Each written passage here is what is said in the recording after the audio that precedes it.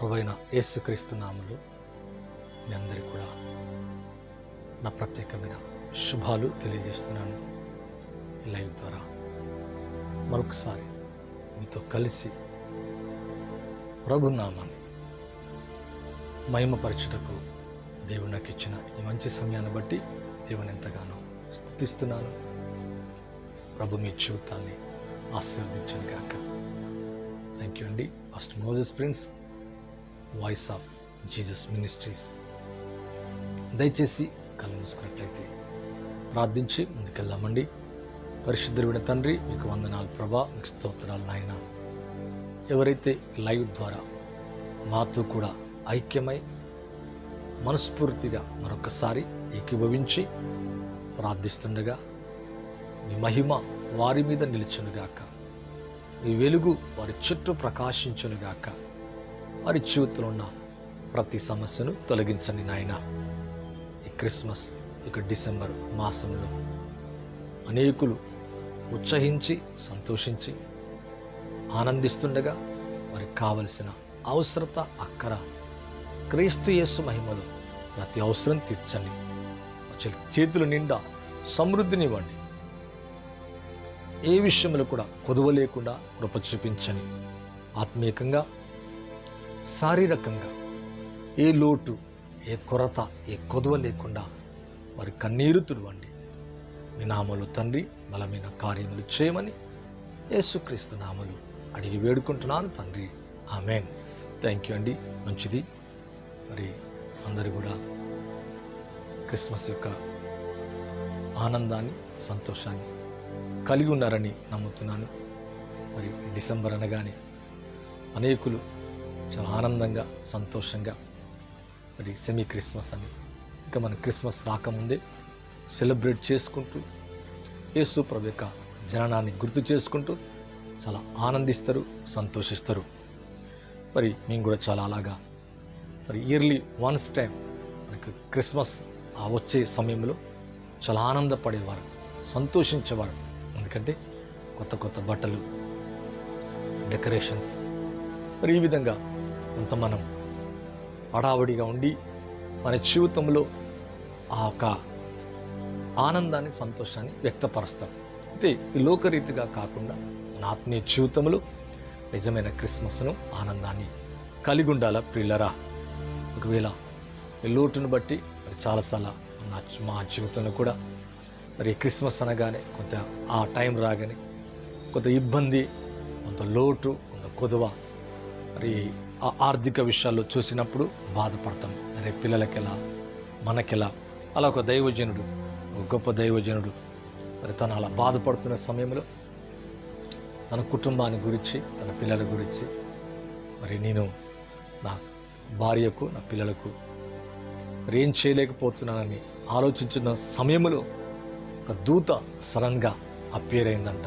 ప్రత్యక్షమై తను ఉంటున్న స్థలంలోనే, తన గదిలోనే ఒక పెట్టెను తెరువని చెప్పిందంట. ఈ దైవజనుడు, నా పెట్టెలో ఏముంటుంది, పాత బట్టలు తప్ప మరొకటి ఏముండదు. అప్పుడు దూత ఉందంట, లేచి ఆ పెట్టెను తెరిచి చూడమని చెప్పిందంట. మరి విశ్వసించి నమ్మి ఆ దూత చెప్పిన ప్రకారం వెళ్ళి మరి ఆ పెట్టెను తెరిచి చూసినప్పుడు చక్కగా ఒక బండిల్, అంటే మరి మనీ అనేది అతను చూశాడంట. ఆ దైవజనుడు తన వ్యక్తిగతంగా సాక్ష్యం చెప్పారు.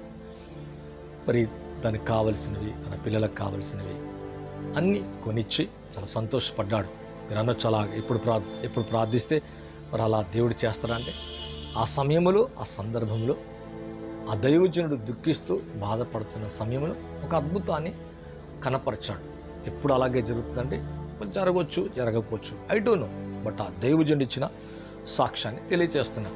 అంటే మీ జీవితంలో కూడా మీ లోటు పాట్లను దేవుడు తీరుస్తాడు. అప్పుడప్పుడు దుఃఖిస్తాం, అయ్యో నా పిల్లలకి ఏమి కొనలేకపోతానని, నా భార్యకు, నా కుటుంబానికి, లేదా మనకున్న ఆర్థిక ఇబ్బందులను బట్టి కొంత మనం ఆందోళన చెందుతూ ఉంటాం. మరి మీ జీవితంలో అటువంటి ఏ లోటు, ఏ కొదువ, ఏది తక్కువ లేకుండా ప్రభువునందు మీరు ఆనందించినట్లుగా, ఏదో దేహ విషయంలోనే కాకుండా ఆత్మీయంగా, శారీరకంగా కూడా మంచిగా ఉండాలని మనస్ఫూర్తిగా ప్రార్థిస్తున్నాం. అన్ని విషయాలు కూడా ప్రభులో ఆనందించాలా. అటువంటి కృప, అటువంటి ఆశీర్వాదం ప్రభు మీకు, నాకు, మన కుటుంబాలకు దేవుడు అనుగ్రహించును గాక. మరొకసారి పరిచయులు మళ్ళీ భాగస్తులుగా ఉండి మా కొరకు ప్రార్థిస్తూ మంచి మనసుతో చేతులు చాపుతూ మా నిమిత్తం మరొక మరిచిపోక మమ్మల్ని జ్ఞాపకం చేసుకుంటూ నిత్యం మరి మీ యొక్క సపోర్ట్ని తెలియజేస్తున్నందుకు నిండు కృతజ్ఞతలు తెలియజేస్తున్నాను. ఇంకా మీ జీవితంలో బలమైన కార్యాలు జరుగునుగాక. మంచిదండి. మన వాక్య సందేశంలోకి వెళ్ళాలని కోరుకుంటున్నాం. అలాగే రోగులైన వారిని దేవుడు బాగు చేయాలని, స్వస్థపరచాలని, మీ కుటుంబాలు ఈ సమయంలో నెమ్మదిని, సమాధానం కలగచేయాలని, అలాగే చక్కటి ఆరోగ్యాలతో పాటు క్షేమాన్ని కలగచేయాలని కోరుకుంటున్నాం. ఒక దైవజనుడు ఈ విధంగా అన్నాడు.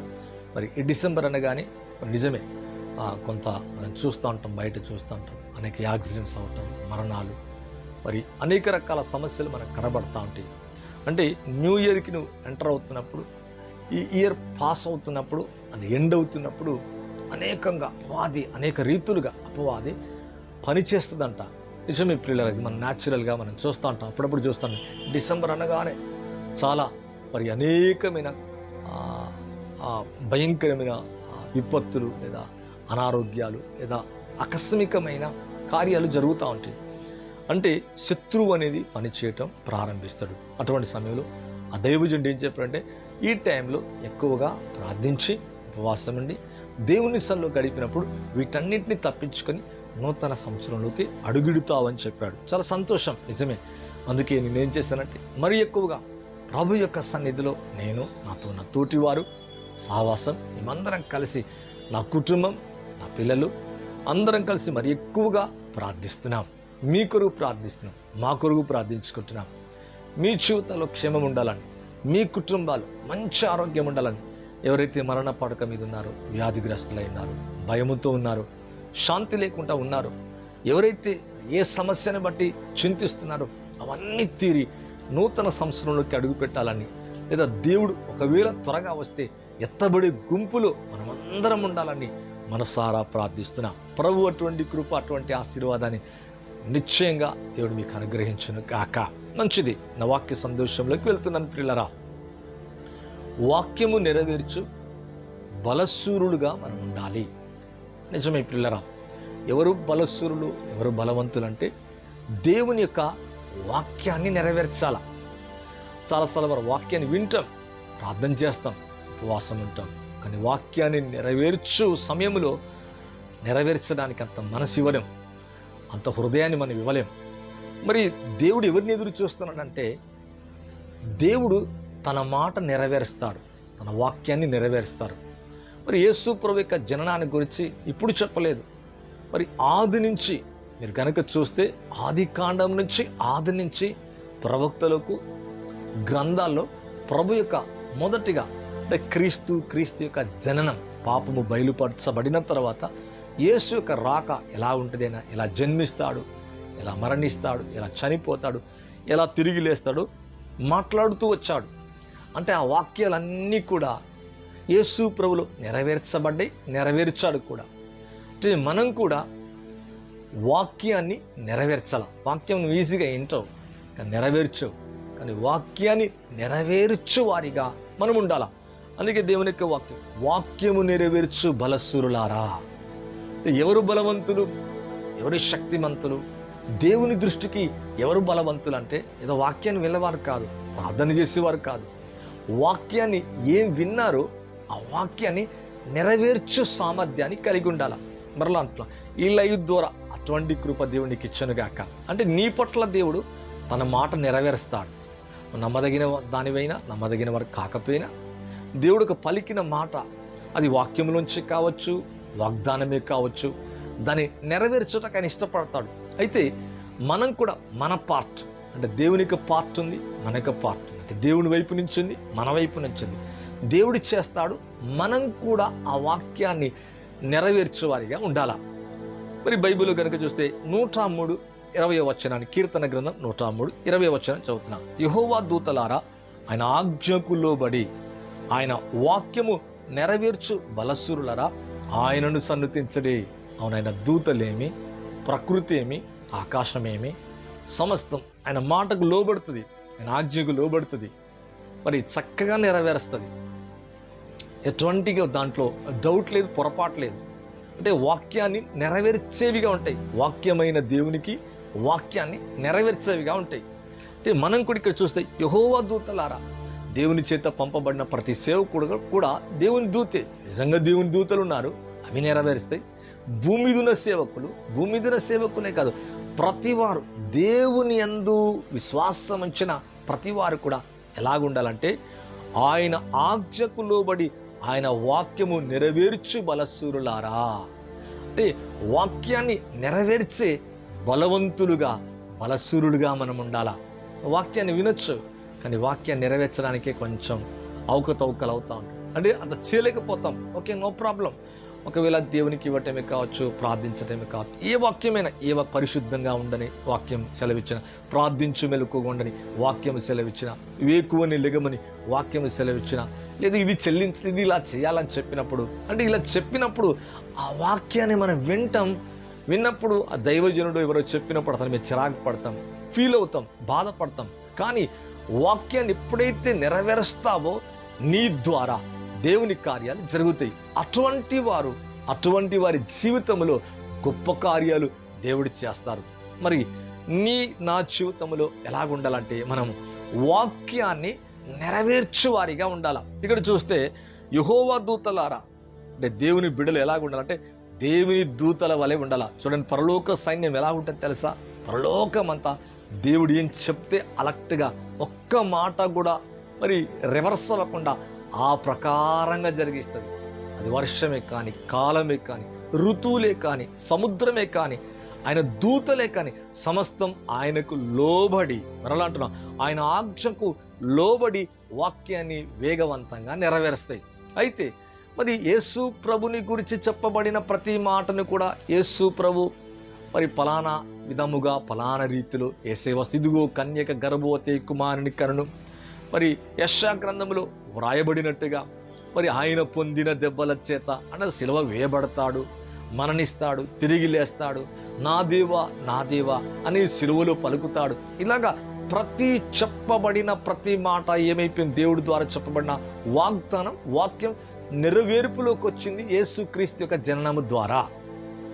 మరలా అంటున్నా, అంటే యేసు ప్రభు అంటే దేవుడిని యెహోవా లేదా దేవుడు ఏమి సెలవిచ్చాడో వాక్యాన్ని నెరవేర్చుకుంటూ వచ్చాడు. ఆయన మాట నెరవేర్చుకుంటూ వచ్చాడు. మనం వన్ సైడే చూస్తాం, ప్రభా నాకు ఇది కావాలా, నాకు ఇది చెయ్యి, నాకు మంచి ఉద్యోగమే నేను ఇలా ఉంటా, నాకు మంచి ఇల్లు నేను ఇలా చేస్తా, లేదా నాకు మంచి కుటుంబాన్ని పిల్లలు ప్రభా నేను ఇలా చేస్తా. అది జరిగిన తర్వాత ఆ వాక్యాన్ని మన జీవితంలో మనం అనుకున్నది నెరవేర్చలేం. మరి హన్నా అన్నది ఏమన్నది తెలుసా? నాకే కనుక మగబిడ్డనిస్తే నేను దేవుని సందు విడిచిపెడతాను. నిజమే, ఆమె అలాగే చేసింది. యెఫ్తా కూడా అలాగే చేశాడు. అయ్యా, యుద్ధములో కనుక నాకు జయమిస్తే నాకు ఏది ఎదురు పడితే అది ఇచ్చేస్తానయ్యా. మరి ముందు మొక్కుకున్నాడు. అలాగనే తన కుమార్తె రాగానే తల్లడిల్లిపోయాడు. కానీ ఏమైతే తన నోటి గుండా మాట చెప్పాడు, ఆ వాక్యాన్ని, ఆ మాటను నెరవేర్చుకున్నట్లుగా చూస్తున్నాం. నెరవేర్చాడు. ఇంకొక విధంగా చెప్పాలంటే, అంటే ప్రభు నీ పక్షముగా వాక్యాన్ని నెరవేరుస్తాడు, నీవు కూడా నెరవేర్చు వారిగా ఉండాలా. ఇక్కడ చూస్తే యెహోవా దూతలారా, ఆయన ఆజ్ఞకు లోబడి, ఆయన మాటకు లోబడి. అందుకే మీరు చూడండి, ఏదోను తోటలో దేవుని వాక్యాన్ని నెరవేర్చని స్త్రీగా ఉంది. ఎవరైనా ఏదోను తోటలో దేవుడు ఈ పండు తిను దినమున నిత్యంగా చచ్చదు అని చెప్పినప్పుడు మరి అవ్వ అంటే దేవుని మాట కంటే అపవాది యొక్క మాటకు లోబడినట్లుగా, అంటే దేవుని వాక్యాన్ని, అంటే దేవుడిచ్చిన మాటను నెరవేర్చినట్టుగా ఎక్కడ చూడలేదు. అంటే ఏదైతే అపవాది ప్రేరేపించిందో, ఏదైతే చెప్పిందో దానికి లోబడి అది చేసినట్లుగా చూస్తున్నాం. మరి ఆ తర్వాత మరి అవ్వని గురించి ఏ విషయాన్ని కూడా వ్రాయబడినట్టుగా మరి ఇక తదుపరి మనం చూస్తున్నాం వాక్యంలో ఏదోను తోటలోంచి వారు బయటికి రావటం, పాపము, మరణము, వ్యాధి, శాపం ఇవన్నీ కూడా వచ్చినట్టుగా చూస్తున్నాం. అంటే మొదటగా ఉన్న మరి ఏదోను తోటలో ఉన్న ఆడమ్ అండ్ ఈవ్, అంటే వాక్యాన్ని, దేవుడిచ్చిన వాక్యాన్ని, దేవుడిచ్చిన ఆజ్ఞను, దేవుడిచ్చిన మాటను ఏమాత్రం కూడా నెరవేర్చలేనట్టుగా మనం చూస్తున్నాం. ఆ తదుపరి పతనమైపోయినట్టుగా. అంత దాని అర్థం ఏంటంటే వారు పడిపోయినట్టుగా, అవిధేయులైపోయి పడిపోయినట్టుగా, పాపం వచ్చినట్టుగా, దానికి వచ్చి జీతం మరణం వచ్చినట్లుగా, దేవునికి సన్నిధి నుంచి వెలివేయబడి దూరం అయిపోయినట్లుగా చూస్తున్నాం. ఆ తదుపరి మరలా మరి సర్వ మానవాల్ని రక్షించుటకు యేసుప్రభు వస్తున్నాడు. యేసుప్రభు వచ్చినట్లుగా చూస్తున్నాం. యేసుప్రభు జన్మించినట్లుగా చూస్తున్నాం. లోకరక్షకుడు పుట్టినట్లుగా చూస్తున్నాం. లోకమంతటికి సమాధానం, సంతోషం. ఇంకొక విధంగా చెప్పాలంటే పాపాలు క్షమించుట కొరకే యేసయ్య లోకానికి వచ్చాడు. అయితే ఇక్కడ చూస్తే ఆయన వాక్యాన్ని నెరవేర్చు వారెవరు? బలశూరులంట, బలవంతులంట. ఎప్పుడు నువ్వు బలవంతుడుగా మారుతావంటే, ఏ రోజు నువ్వు బలవంతుడు అంటే, ఏ రోజైతే దేవుని వాక్యాన్ని నెరవేరుస్తావో అదే దినం బలవంతుడు. అప్పుడు అపవాది నేదుటి నుంచి పారిపోతుంది. శత్రువును జయిస్తావు. పాపాన్ని, ఈ లోకాన్ని, సమస్తాన్ని కూడా నువ్వు జయించు వారిగా ఉంటాం. అందుకే దేవునికి వాక్యంలో కనుక మనం గమనించినట్లయితే మరి ఇర్మియా గ్రంథంలో ఒక మాట ఉంది ప్రియులారా. ఇర్మియా గ్రంథం 1వ అధ్యాయం 12వ వచనాన్ని కనుక చూసినట్లయితే ఇక్కడ అంటాడు, యెహోవా నువ్వు బాగుగా కనిపెట్టితివి, నేను చెప్పిన వాక్యం నెరవేర్చుటకు నేను ఆతురపడుచున్నాను. అంటే వన్ సైడ్ దేవుడు ఏమైతే వాక్యాన్ని చెప్పాడో ఇర్మియా కొరకే కానీ, ఎక్కడైనా భక్తుల కొరకే కానీ, గ్రంథములో వ్రాయబడిన మరి ఇశ్రాయేలు ప్రజల కొరకే కానీ, ఎవరికైనా కొరకు వాక్యాన్ని అందించినప్పుడు, ఒక మాట చెప్పినప్పుడు అది దావీదే కానీ, మరి ఎవరి గురించే కానీ ఏదైనా ఒక వాక్యాన్ని చెప్పినప్పుడు దాన్ని ఎలాగున్నాడంటే, దేవుడు ఎలాగున్నాడంటే, యెహోవా నువ్వు బాగుగా కనిపెట్టితివి. ఇక్కడ ఇర్మియాతో అంటున్నాడు, నేను చెప్పిన వాక్యము నెరవేర్చుటకు నేను ఆతురపడుచున్నాను.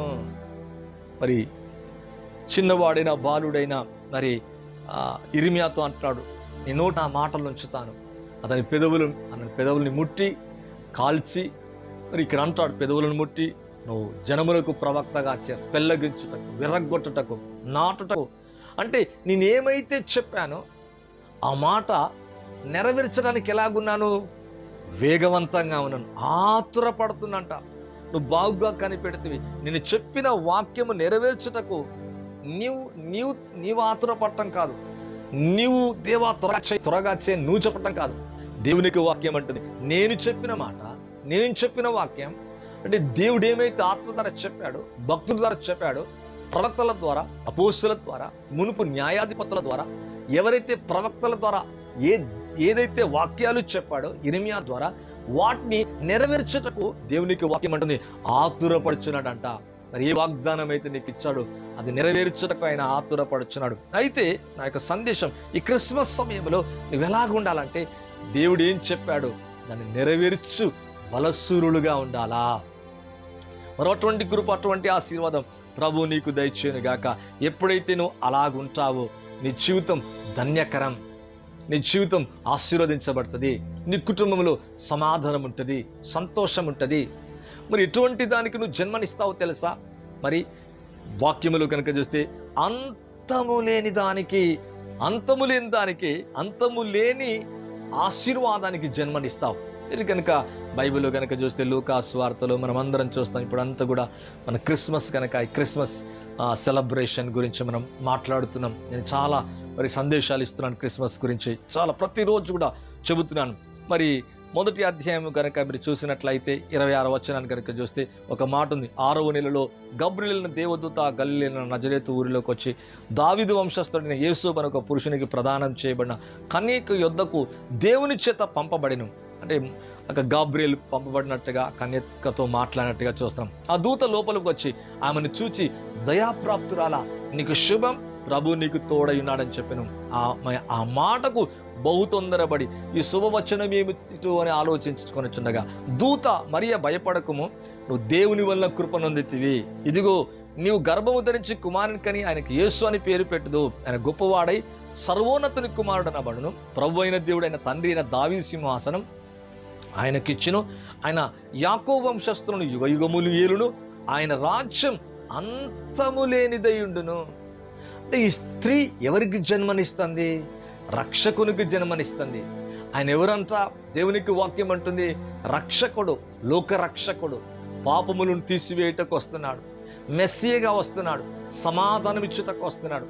లోకానికి సంతోషం పతనం అయిపోయి పడిపోయి మానవుడు చీకట్లకు వెళ్ళిపోయి, అంటే అపవాది బంధకాలు బంధింపబడిన మరి మన జీవితాన్ని రక్షించుటకు యేసు క్రీస్తు వారు పాపాల నుంచి విడుదల చేయటకు వస్తున్నాడు. పిల్లరా, ఇక్కడ చూస్తే జన్మించినట్లుగా చూస్తున్నాం. ఆయన యాకోబు వంశస్థులను యుగయుగములు వెళ్తాడంట. ఆయన రాజ్యం అంతము లేనిదై ఉండునంట. అంటే ఈ స్త్రీ మరి ఇక్కడ చూస్తే నేను స్పిరిచువాలిటీగా చెబుతున్నాను, మంచిగా అర్థం చేసుకోవడానికి ప్రయత్నించాలా. మరి ఈమె ఎటువంటి జన్మనిస్తుంది, ఎటువంటి ఆశీర్వాదానికి అంటే అంతము లేని రాజ్యానికి, అనగా యేసు ప్రభు ఎటువంటి రాజ్యాన్ని కలిగి ఉన్నాడు, ఆయన రాజ్యం ఎటువంటిదంట, అంతము లేనిదై ఉండును. అంటే నో లిమిట్, అంటే ఆది అంతం ఆయనే, మొదటి వాడను కడుపటి వాడను అంటాడు. ఆది అంతం ఆయనే, అంతము లేదు ఆయన సంవత్సరాలకి, ఇంత అని లేదు, అంతము లేని దానికి జన్మనిస్తుంది. అంతము లేనిది అంటే యేసు ప్రభుకే జన్మనిస్తుంది, క్రీస్తుకు జన్మనిస్తుంది. యేసు ప్రభు జన్మిస్తున్నాడు అంటే ఆయన రాజ్యం ఎటువంటిది, అంతము లేదు. నువ్వు నమ్ముకుంటే నీ జీవితం కూడా అలాగే ఉంటుంది, నీ ఆశీర్వాదం కూడా అలాగే ఉంటుంది. అవును, మరియ యొక్క జీవితంలో మరి మరియా దేవుని యొక్క వాక్యాన్ని నెరవేరుస్తుంది. ఆమె గురించి ఏమి రాయబడ్డది, మరియమ్మ గురించి, ఇదిగో కన్యక గర్భవతి మరియ కుమారుని అన్ని రాయబడలే. ఇదిగో కన్యక గర్భవతి కుమారుని, ఆ కన్యక మరి ఇక్కడ మరియగా ఉంటున్నట్టుగా చూస్తున్నాం. మరి ఏదైతే పలకబడిందో అంటే యెషయా ద్వారా ఏమైతే పలకబడిందో ఆ పలకబడిన మాటలను ఈమె శిరస్స వహించి చక్కగా నెరవేర్చడానికి ఇష్టపడుతున్నట్లుగా చూస్తున్నాం. అందుకే దూత అంతా చెప్పిన తర్వాత ఏమంటే తెలుసా, నీ మాట చెప్పున నీ పురుషుని ఎరగని దాన్ని ఇది నాకు ఎలాగ జరుగును, దూత పరిశుద్ధాత్మ నీ మీదకి వచ్చును, సర్వోన్నతుని యొక్క శక్తి నిన్ను కమ్ముకొనును, పుట్టబో శిశు పరిశుద్ధుడై దేవుని కుమారుడు అనబడును. మరియు నీ బంధువురాలు ఎలిజబెత్ కూడా తన వృద్ధాప్యమందు ఒక కుమారుని గర్భము ధరించి గొడ్రాలని ఆమె ఇప్పుడు 6వ మాసం. దేవుడు చెప్పిన ఏ మాట నిరర్ధకము కానేరదు. మరలా అంటున్నా, అంటే చెప్పిన మాట ఏమవుతుంది, నెరవేరుతుంది, ఏమాత్రం తప్పిపోదు. వెంటనే ఆమె ఏమంటుంది తెలుసా, మీరు చెప్పిన మాట నాకు జరుగునుగాక. అంటే దేవుని వాక్యాన్ని ఇంకొక విధంగా చెప్పాలంటే నెరవేర్చుటకు ఇష్టపడుతుంది. పరిశుద్ధంగా, కన్యకగా, మరి ఏ పురుషుని ఎరగనిదిగా, మరి ఇక్కడ ఇంకా వారి ఏకము కాకముందు దేవునికి వాక్యం అంటుంది పరిశుద్ధాత్మ వల్ల మరి గర్భాన్ని ధరించినట్లుగా చూస్తున్నాం. అంటే యేసు యొక్క జననంలో ఎటువంటి కల్మషం లేదు, పాపము లేనట్టుగా చూస్తున్నాం. ఆయన పరిశుద్ధుడు, దేవుని కుమారుడు, అందుకే ఆయన పాపాలు క్షమించగలడు. ప్రియులారా, ఇక్కడ చూస్తే మరి ఈ స్త్రీ యొక్క ఇక్కడ మరి ఏమంటుందంటే, ప్రభుదాసురాలను నీ మాట చెప్పును నాకు జరుగునుగాక, నీ వాక్యాన్ని నెరవేర్చడానికి ఐఆమ్ రెడీ అంటుంది. మన జీవితంలో అలాగున్నామా? నెరవేర్చు వారు ఎవరంట, బలస్సురులంట. అందుకే ఈమెను గురించి ఏమని వ్రాయబడిందంటే ఇదే గ్రంథంలో చూస్తున్నాం, నువ్వు స్త్రీలలో ఆశీర్వదించబడిన దానివి, నువ్వు ధన్యురాలవి. అన్ని తరముల వారు మరి ఏమంటారంటే ధన్యురాలు అంటారంట.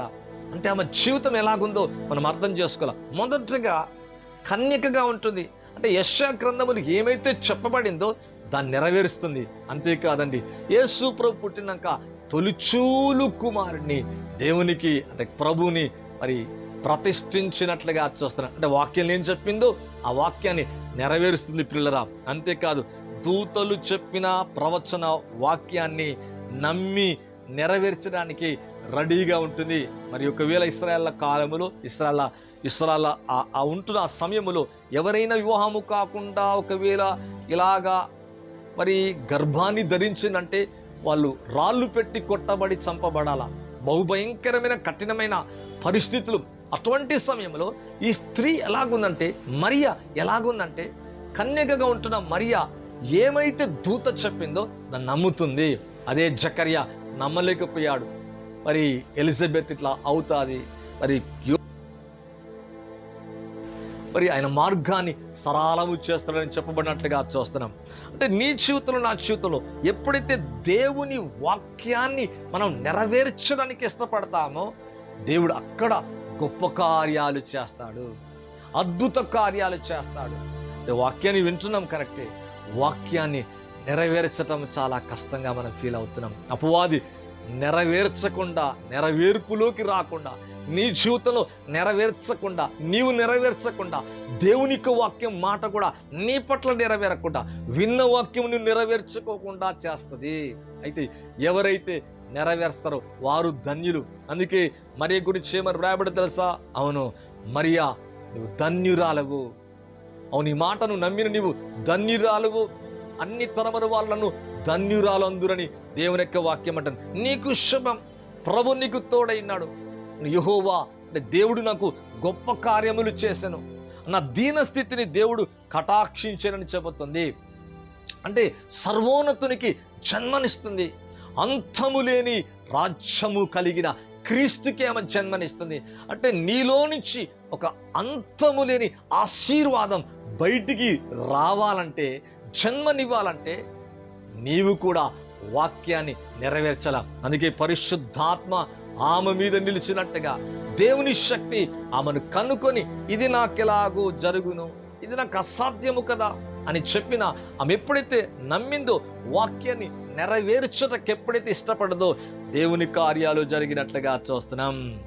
ఇక లైవ్ చూస్తున్న మీ జీవితంలో దేవుడు బలమైన కార్యాలు చేయనుగాక. ఇదే జకర్యాకి అదే దూత, అదే గాబ్రియల్ చెప్తే నమ్మలేకపోయాడట. అందుకే అతను నోరు మాట్లాడకుండా బిడ్డకు జన్మనిచ్చిన తర్వాత ఏం పేరు పెట్టాలన్నప్పుడు యోహాను పెట్టమని తల్లి చెప్పినప్పుడు, ఎలిజబెత్ చెప్పినప్పుడు, పలక తెమ్మన్నప్పుడు యోహానని రాశాడు. యోహానని ఎప్పుడైతే రాశాడో అతను నోరు సడలిపోయిందంట. అంటే ప్రభు చెప్పిన మాట మరి ఏదైతే దూత చెప్పిందో దాన్ని నమ్మలేకపోయాడు, దాన్ని విశ్వసించలేకపోయాడు. అలాగా జరుగునుగాక, ఇది నాకెలా జరుగును, సేమ్ ఈ స్త్రీ అన్నట్టుగా మరి అన్నట్టుగానే అన్నాడు. కానీ ఇది ఎలా జరుగుతుంది తెలవదా? అబ్రహాం గురించి తెలుసు. అబ్రహాం చాలా కాలం వృద్ధుడైపోయాడు. ఇక్కడికున్న మరి జకర్యా కూడా చాలా కాలం వృద్ధుడైపోయాడు. మరి ఎలిజబెత్ కూడా చాలా కాలము గడిచిన వృద్ధులని వాక్యంలో రాయబడింది. మరి పితరుని గురించి తెలుసు, ధర్మశాస్త్రాన్ని బోధిస్తున్నాడు, యాజకత్వాన్ని జరిగిస్తున్నాడు, అన్నీ తెలుసు. మరి అబ్రహాం విషయంలో, శారా విషయంలో ఏమి జరిగిందో ఇంకా తెలుసు. కానీ మరి యొక్క జీవితంలో చెప్పిన దూత చెప్పిన వెంటనే నమ్మిందంట. ఎంత అద్భుతం! కన్యకగా ఉంటుంది, తన జీవితం అంతా పరిశుద్ధంగా ఉంటుంది. అవును ప్రియులరా, అంతేకాదు ఏదైతే యెషయా గ్రంథములో ఆమెను గురించి వ్రాయబడిందో దాన్ని నెరవేరుస్తుంది. ఇదిగో కన్యక గర్భవతి కుమారుడు, కన్యకగా ఉంటుంది, పాపం ఎరగందిగా ఉంటుంది. యేసుబు మరియా ప్రదానము చేయబడ్డారంట. దేవునికి వాక్యం అంటుంది ఆయన ఆమెను మరి కనునంత వరకు ఎరగకుండెను. ఎంత చక్కటి మాటలండి! అంటే ప్రభు యొక్క జన్మలో ఎటువంటి కలుషితము లేదు, ఎటువంటి పాపము లేదు. మరి ఇక్కడ ఎటువంటి బ్లడ్ లైన్ రావటం లేదు, పాప సంబంధమైన రక్తము రావటం లేదు. పాపాన్ని విమోచించడానికి రక్షకుడు మెస్సయ్యగా మరి లోకానికి సమాధానం ఇవ్వడానికి, మన భయాల్ని విడిపించడానికి, తన మహిమతో కప్పడానికి, తన మహిమనివ్వడానికి, మన జీవితంలో ఉన్న చీకటి తొలగించి వెలుగును ప్రకాశించడానికి అని వస్తున్నాడు. పిల్లారా, మరి ఎప్పుడైతే ఆమె నమ్మిందో మరి దేవుని బలమైన కార్యాలు జరిగినాయి. మరి దేవుని అంటే ప్రభుని, దేవుని కుమారుని గర్భముగా ధరించింది. మరి క్రీస్తుకు అంటే రాజుకు జన్మనిస్తుంది, అంతము లేని దానికి జన్మనిస్తుంది. రాజ్యానికి అంతము లేదంట. ఎంత అద్భుతమైన కార్యం! అవును, అంతము లేని ఆశీర్వాదానికి. అంటే దాని అర్థం ఏంటంటే, అంతము లేని ఆశీర్వాదం అంటే ఈ లోకములకు ఆత్మను రక్షించామనుకోండి, ఇక్కడే కాదండి, పరలోకంలో పోయినాక ఆత్మ నిత్యత్వములోకి వెళ్తుంది. నిత్యత్వములో కూడా నువ్వు ఆశీర్వాదాన్ని తీసుకుంటావు. ఒక ఆత్మను రక్షిస్తే, ఒక వ్యక్తిని కనుక క్రీస్తు వైపు కనుక త్రిప్పగలిగితే, ఈ లోకపరమైనవి కాదు, ఏదో ఇల్లు, ఏదో ఉద్యోగం, ఏదో పిల్లలు, ఏదో కుటుంబం, లేకపోతే ఈ లోక సంబంధం, ఈ ప్రమోషన్, ఈ డబ్బులు పెరగాలి, ఇవే కాదండి, వీటే కాదు. అంటే అంతము లేని దానికి జన్మనిస్తుంది. క్రీస్తుని రాజుకు జన్మనిస్తుంది. మహిమ గల దేవుని ఆమె గర్భముగా ధరిస్తుంది. ఎంత ధన్యురాలండి! ఎంత చక్కటి జీవితం! వాక్యాన్ని నెరవేర్చు స్త్రీగా ఉంది. ఈ రోజులో అలాగుందా మన జీవితం? అలాగుందా? అలాంటి స్త్రీగా, అలాంటి కన్యకగా ప్రభు కొరకు ఈ చివరి దినాల్లో ఉన్నామా? అంటే నిష్కలంకంగా, పరిశుద్ధంగా నీ వాక్యాన్ని నీ ఉన్నది ఉన్నట్టుగా నెరవేరుస్తా ప్రభా, ఏమి వ్రాయబడ్డదో దాని ప్రకారంగా నేను చేస్తానయ్యా అనే బలస్సురులుగా మనం ఉండాలా. ఇక్కడ చూస్తే మనం చూసాం యెహోవా దూతలారా, ఆయన ఆజ్ఞకు లోబడి ఆయన వాక్యము నెరవేర్చువారిగా ఉండాలంట. యేసు ప్రభు ఆదియందు వాక్యముండును, వాక్యము దేవుడు ఏండును, ఆయన శరీరధారిగా వచ్చాడంట. ఏదైతే ప్రభు కోసం, వాక్యము కోసం వ్రాయబడదో, అంటే క్రీస్తు కోసం వ్రాయబడో, శరీరముగా వచ్చాడు, శరీరుడుగా ప్రత్యక్షమయ్యాడు. అంటే శరీరముతో చేసిన మన పాపము నుంచి విడిపించుటకు, విడుదల చేయుటకు, రక్షణ కలగచేటకు, రక్షణ శృంగంగా వచ్చాడు. సమాధానము కలగచేటకు, మన చీకట్లన్నీ తొలగించుటకు వచ్చాడు పిల్లరా. అయితే ఇప్పుడు మన జీవితం ఎలాగుందంటే, వాక్యాన్ని వింటున్నాం, వాక్యాన్ని నెరవేర్చడానికి ఏమాత్రం కూడా ఇష్టపడతలేం పిల్లరా. అంటే నువ్వు ప్రేయర్ చేయవచ్చు, వినవచ్చు, లేకపోతే ఉపవాసం ఉండొచ్చు, నువ్వు భక్తిగా ఉండొచ్చు, అనేక సంవత్సరాలు అవ్వచ్చు, నీ జీవితం అలా సాగుతూ ఉండవచ్చు. కానీ మరి ఫుల్ఫిల్ అంటే వర్డ్ని ఫుల్ఫిల్ చేసే మరి కెపాసిటీ నీలో ఉండాలి. అప్పుడు దేవుడు నీ ద్వారా, నీ నుంచి దేవుడు బలమైన కార్యాలు చేస్తాడు. అంటే దేవుని ఆత్మ ఆమెపై దిగి వచ్చిందంట.